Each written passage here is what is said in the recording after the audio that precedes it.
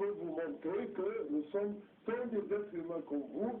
Alors, le débat est très clair maintenant.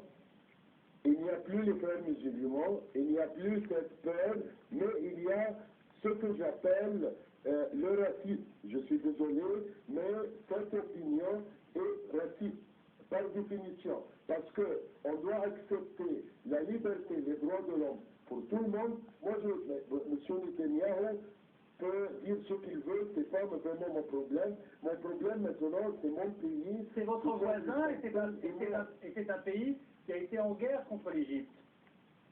Très bien, mais je pense que M. Netanyahu est une personne intelligente et aussi il y a des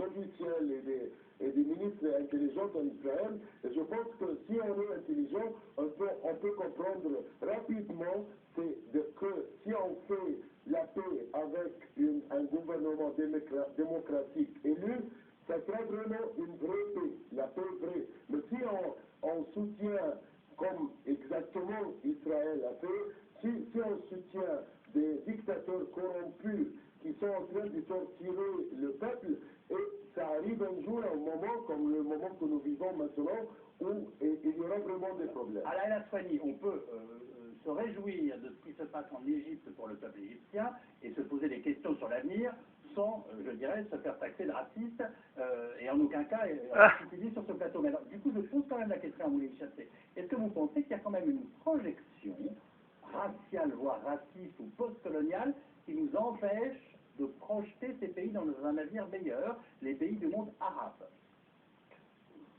Si vous le pensez, c'est le moment de me le dire. Je pense qu'on est encore dans une vision orientaliste de ces sociétés. Je m'inclus, moi, journaliste. C'est-à-dire qu'on les voit trop de l'extérieur et pas assez de l'intérieur. On oublie une chose, c'est que les deux événements fondamentaux, l'Égypte et la Tunisie, on est dans un autre monde aujourd'hui. Le monde arabe arrive avec 20 ans de retard, mais écoutez, c'est comme un décalage horaire. Nous ne vivons pas sur une autre planète.